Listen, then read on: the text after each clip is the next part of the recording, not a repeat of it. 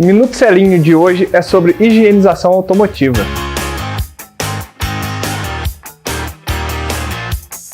Olá, meu nome é Douglas, sou funcionário do Grupo Celinho.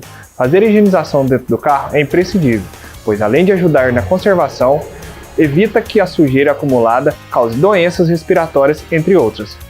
A higienização automotiva completa deve ser feita, pelo menos de 6 em 6 meses. Desse modo, o interior do veículo tende a se manter conservado por muito mais tempo, além de criar um ambiente mais limpo para o condutor e passageiros. Aqueles que utilizam o carro para transportar passageiros devem ter um cuidado ainda maior. Afinal, o grande número de pessoas e as muitas horas de circulação por dia fazem com que os cuidados com a limpeza sejam maiores do que para os carros de passeio, utilizando sempre pela mesma pessoa ou família.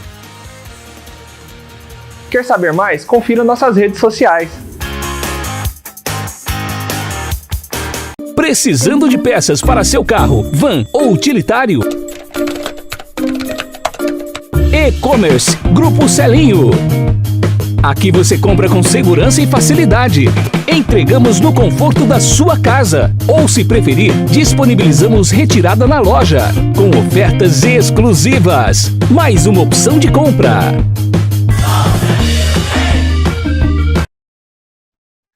Bom, pessoal, agora é hora da gente falar da parceria que nós temos aqui com o Sesc Minas.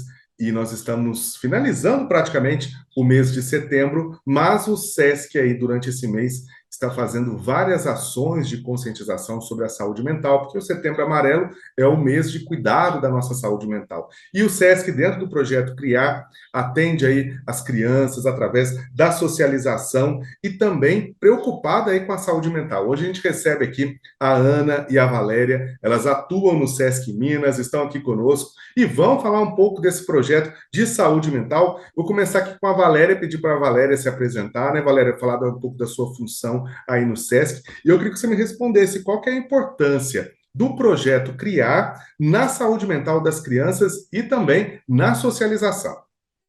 Boa tarde, Lucas. Boa tarde, pessoal. Então, eu sou a Valéria, sou assistente social, atuo aqui no NAPS, né? Que o NAPS é o Núcleo de Apoio Psicossocial dentro do projeto Criar. Então, a gente faz essa ponte de apoio mesmo psicossocial das crianças. O que o projeto Criar contribui para essa prevenção, né? Para que não ocorra esse transtorno mental, vamos falar dessa forma. O NAPS, o Criar, ele traz diversas atividades que vão levar essas crianças a saírem da tela. Hoje já é de conhecimento de todos que, inclusive os adultos, eles estão boa parte do tempo nas telas. E as crianças, como consequência, estão vindo na mesma linhagem. Então, os pais trabalham, têm essa rotina, né, corrida do dia a dia, então é mais fácil para eles que as crianças fiquem no celular, fiquem no tablet, no videogame, na TV. Então, com isso, eles passam muita parte na tela, trazendo aí um prejuízo cognitivo, um prejuízo aí que esse pós-pandemia a gente viu como foi gritante. As escolas normais, os projetos, enfim, o prejuízo cognitivo que essas crianças tiveram foi imenso, está sendo imenso. Aqui dentro do projeto Criar, a gente trabalha na contrapartida. As crianças podem ir para o chão, o brincar, o desenvolver, a criatividade, a socialização com outras crianças. Então, as crianças vão brincar desde um pula-corda até um projeto de xadrez, por exemplo, que a gente tem aqui, fantástico. Então, aqui é uma oportunidade que as crianças têm de sair da tela, que traz hoje tanto prejuízo cognitivo e comportamental para as crianças.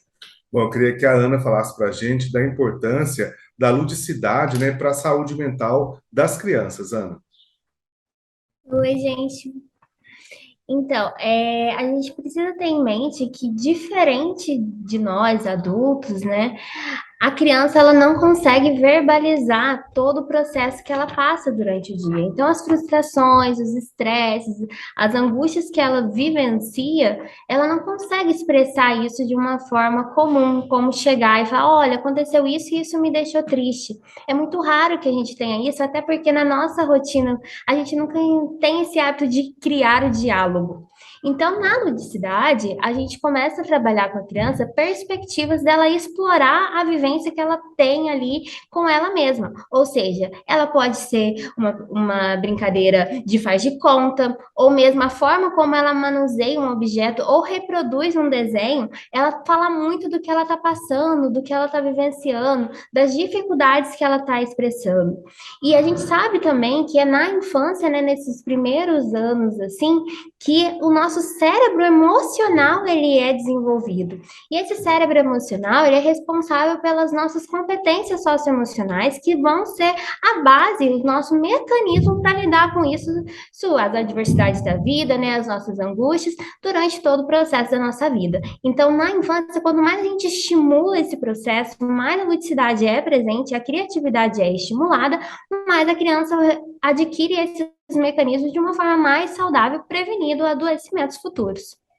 Ana, a gente está vendo aí algumas imagens aí durante a nossa entrevista das crianças aí em ação dentro do projeto Criar. Eu queria que você me explicasse, para quem está nos acompanhando, quais são os sinais que devemos observar nas crianças que podem, de repente, acusar um transtorno mental. Então, é muito bom a gente falar disso, principalmente se tratando do ambiente da escola, porque se a gente pensar, por exemplo, no Criar, que é um projeto de contraturno, a gente fica com as crianças aqui 20 horas semanais, né? Ou seja, 4 horas todos os dias. Então, a gente acompanha ela, assim, em várias esferas da interação dela, do relacionamento, e esses aspectos proporcionam que a gente tenha uma observação mais qualificada nesse sentido. Por quê? Quais são os principais sinais que hoje a gente tem ali como foco? Perda de sono, sonolência excessiva, aumento ou diminuição de apetite, agressividade, falta de empatia, dificuldade para ter paciência, a ausência, né, ou presença da frustração em excesso. Então, assim, são essas irritabilidade, a ansiedade, a tristeza. Só que o que acontece? Que a gente tem que colocar muito em evidência, que tem as situações que a gente precisa diferenciar entre o que é pontual e o que é recorrente. Porque a gente tem que respeitar também que a criança às vezes passou por um momento difícil, às vezes brigou com um coleguinha, às vezes até perdeu num videogame que ela estava tão empolgada ali e naquele cenário ela apresentou esse desequilíbrio, né? Então são situações ali que às vezes ela vai manifestar todos esses sinais, mas não quer dizer nada. Agora, quando a recorrência acontece entre 2 semanas ou mais, aí sim a gente já deve pensar em uma forma de encaminhar essa criança. Agora, Valéria, como que o NAPS atua a partir da identificação desses sinais falados aí pela Ana? Então, a gente faz essa observação, a gente está aqui para isso, né, para acompanhar mesmo as crianças. Então, a gente faz essa observação, aí 1 semana, 2 semanas, a demanda vem, a gente observa, a gente vê que a criança está apresentando alguma dificuldade, alguma especificidade, então a gente observa essa criança durante 1 semana, 2 semanas, qual que seria ali o primeiro passo ali, nosso atendimento, da nossa conduta? Contato com os pais, entramos também em contato com a escola regular das crianças. Ah, fulano apresentou uma dificuldade, a gente entra em contato, a gente liga, a gente faz uma visita. Como que é essa criança aí na escola? Como que tá, professora? A parceria dele com os colegas, ele também está apresentando a mesma demanda que ele está apresentando para a gente aqui no projeto? Também está assim na escola regular? A partir daí, podemos fazer também, se for o caso, né, se a gente identificar necessário, a gente encaminha para psicólogo, para atendimento psicológico clínico, a gente encaminha para neurologista, para psiquiatra.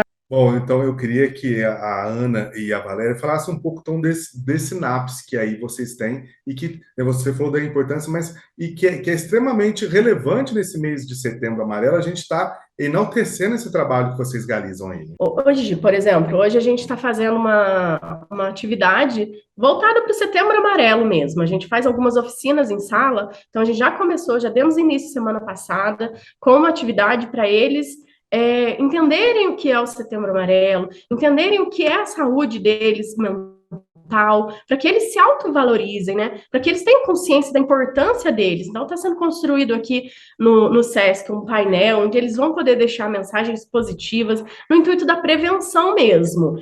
O NAPS, Núcleo de Apoio Psicossocial, a gente atua aqui dentro do CRIAR com o objetivo de dar esse apoio, esse olhar. Eu acho que é tão importante para toda a rede de educação, que é o apoio social, o olhar social e o olhar psicológico. Juntos, a gente consegue ter um dinamismo ali maior, uma percepção maior da realidade e conseguir ali, de fato, lutar, né, no dia a dia contra as problemáticas, que são inúmeras. As demandas acontecem, qualquer realidade, né, a demanda vai ocorrer, seja de uma situação financeira, seja uma N situações. Então, a gente está aqui junto para lutar, né, contra as problemáticas do dia a dia. E é importante também que a gente entenda que quando a gente fala sobre saúde mental, não quer dizer que a pessoa não pode ficar triste, que a pessoa não pode ter angústia, que ela não pode vivenciar o estresse. Muito pelo contrário, falar de saúde mental é entender que isso faz parte da nossa vida, inclusive também da vida das crianças. Elas também têm a rotina delas, têm os desafios, têm os conflitos. E falar de saúde mental é ajudar elas a passarem por isso de uma forma mais saudável, que não prejudique o humor, não prejudique o comportamento, o processo de aprendizagem, muito menos a saúde dos relacionamentos que elas vão ali trabalhar para ter, né, e também para manter. Acho que o contrário, né, do que às vezes as pessoas pensam, saúde mental é uma pessoa que está doente, lá, visivelmente doente. Não, é muito além disso, né? Vai muito além do que a gente enxerga. Bom, eu queria, Ana, então, que você falasse para a gente quais são as diferenças da saúde mental e do transtorno mental. Certo. Quando a gente fala do transtorno mental, a gente está viabilizando ali justamente uma questão de patologia, que se configura assim no campo psicológico, mas é uma disfunção cerebral, que pode alterar tanto o comportamento, memória, questão também de raciocínio, de aprendizagem, a forma de se comunicar e a forma também de se sentir. Então, questões como depressão, ansiedade, alguns transtornos de humor, como a bipolaridade, são inclusas ali. Precisam do acompanhamento e provavelmente também do uso da medicação. Agora, quando a gente fala da saúde mental, é a forma como a gente se encontra de se relacionar com os outros e conosco. Então, é entender que o meio, principalmente das crianças, por mais que a gente estimule eles ainda acontecem através do nosso horizonte, né, da nossa bolha, ou a forma que a gente estimula as crianças que vai trazer com que elas saibam ou não responderem a essas adversidades que acontecem. Por isso que é importante projetos como o CRIAR, o olhar diversificado da escola, o diálogo em família, a perspectiva ali da criatividade sempre em pauta para que as crianças consigam ter esse momento de se expressarem. Hoje a gente trabalha, o CRIAR vem trabalhando no intuito da prevenção. A gente tem isso em mente, o quanto a prevenção é importante para que não chegue nesses sinais. Então, a gente traz a família para junto da gente. No final do primeiro semestre, por exemplo, a gente teve um encerramento que foi muito bonito, onde as crianças puderam brincar com os pais. Eles foram os protagonistas da atividade, ensinando os pais como o roteiro da brincadeira, e os pais participaram, e foi, assim, muito bacana. Então, assim, é uma coisa que é novo para os pais. No dia a dia, na correria do dia a dia, acaba que eles percebem o quanto isso é importante.